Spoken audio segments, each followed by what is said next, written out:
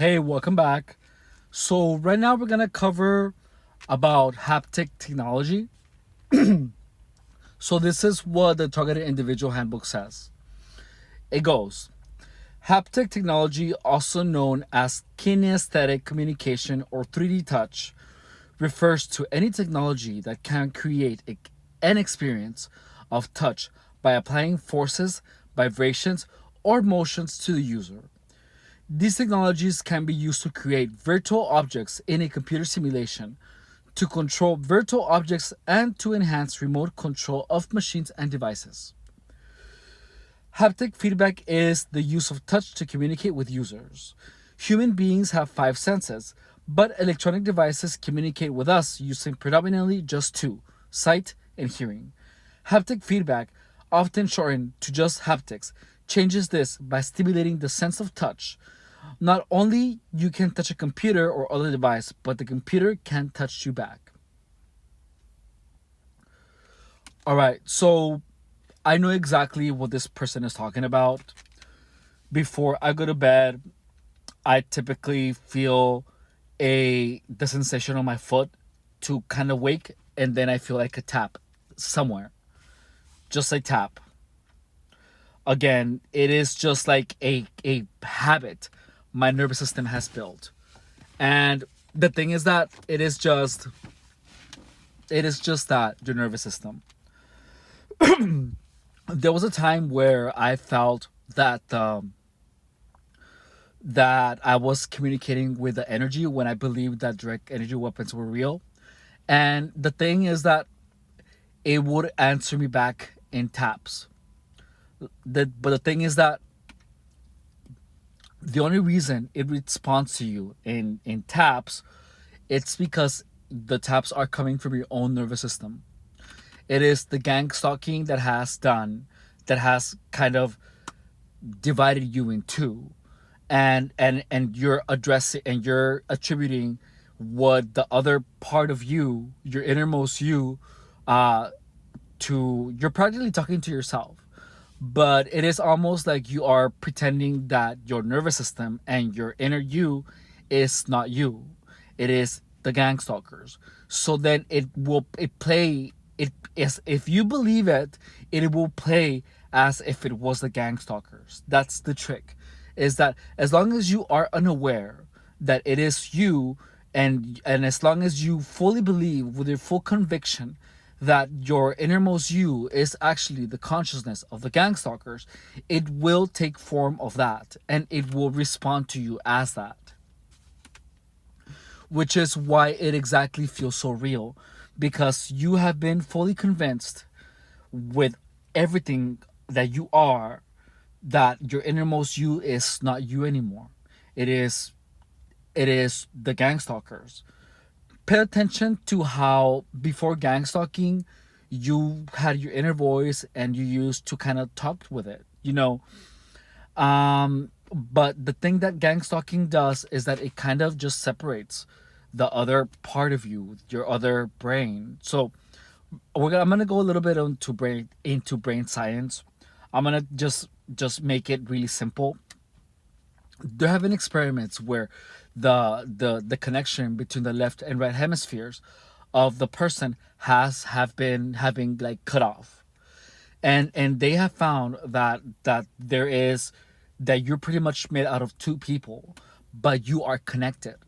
So pretty much your one side of your brain is a side of your personality, and the other side of you, the other part of your brain, is the other part of your personality. So you are pretty much a conglomeration of those two. Now, what gang stalking does is that it divides, it convinces you that the other you that you have access to, but it's not your conscious thought. So in the how about this? You are made out of two people, but one of them has access to the voice, and the other one doesn't. Just like that. So the one that has access to the voice is the one that you're using now, and the other one is kind of just the one. It's your subconscious, pretty much. And that is so you pretty much are convinced that your subconscious mind is actually the consciousness of the gang stalkers. So this other consciousness is really, really, really powerful.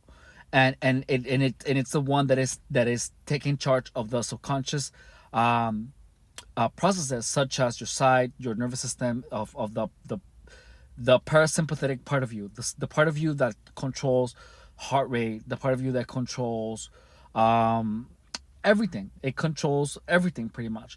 You are the one that decides to move the body.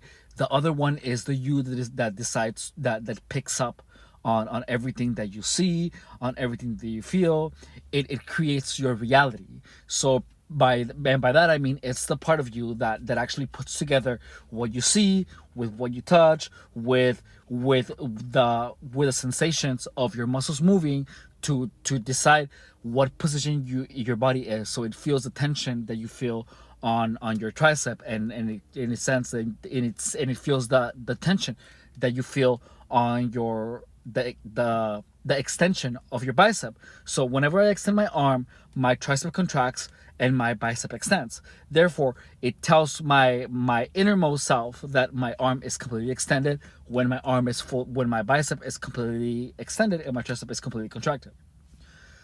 So that's the crux of it. That it pretty much, it's the one that does all the parts of you that are not conscious, the parts of you that do not, that are automatically calculated.